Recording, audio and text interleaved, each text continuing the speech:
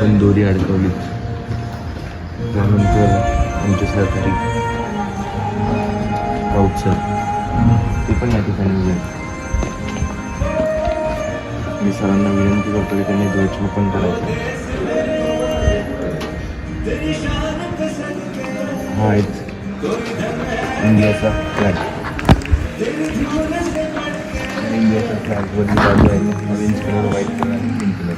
त्याच्यावरती जे काय आहे त्याला उक्ती असं म्हणतात. काय म्हणतात उक्ती. त्या उक्तीसाठी आपण ही दोरी या ठिकाणी बांधत आहे. दोरी कशा प्रकारे बांधल्या जाते मी आपल्याला थोडक्यात सांगू इच्छितो. अशा प्रकारे ही दोरी या ठिकाणी टाईट बांधावी लागते. ही दोरी थोडक्यात टाईट करायची जेणेकरून ध्वज हा खाली येणार नाही. अशा प्रकारे ही दोरी या ठिकाणी अडकवली टाईट खेचून घ्यायची दोरीला.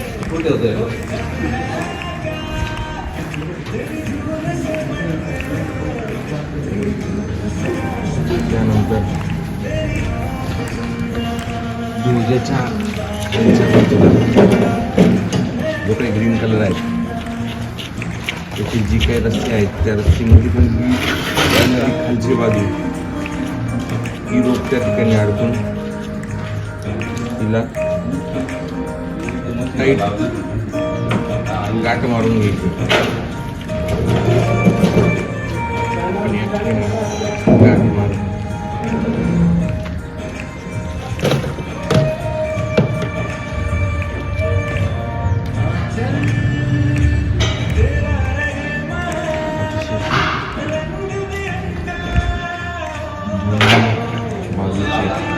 या ठिकाणी तयार झाली. बघा ध्वजाची ही वरची बाजू आणि ही खालची बाजू. त्यानंतर आपण फोल्ड करतो. ही जी ऑरेंज कलरची बाजू आहे इथे फोल्ड करायची. त्यानंतर ही जी ग्रीन कलरची बाजू आहे त्याला इथे फोल्ड करायचं.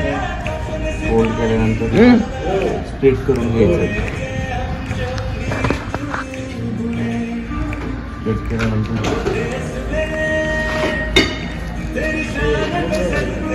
ध्वजाची खालची जी बाजू आहे त्याला फोल्ड करायचं. अशा पद्धतीने फोल्ड करायचं.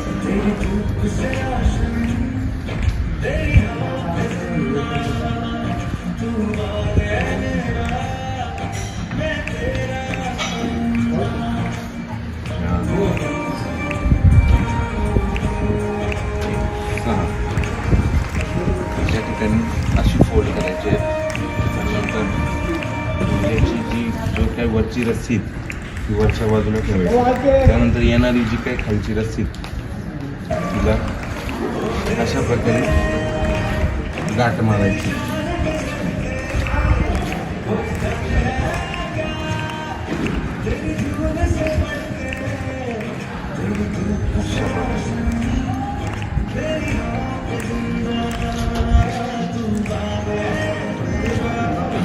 जी गाठ मारतं अतिशय जोरात अशी गाठ ही ओढून घ्यायची.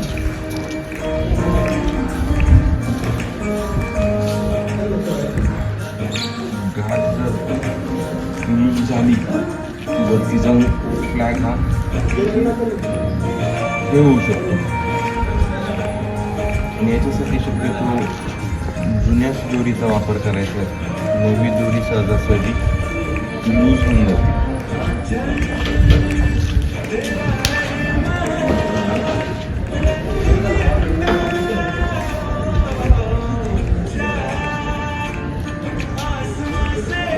हा ध्वज आपला या ठिकाणी रेडी झाला.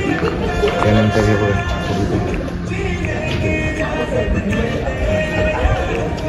ही खालची बाजू ही वरची बाजू ही रस्सी खेचल्यानंतर ध्वज हा ओपन होतो. सर्व मित्रांना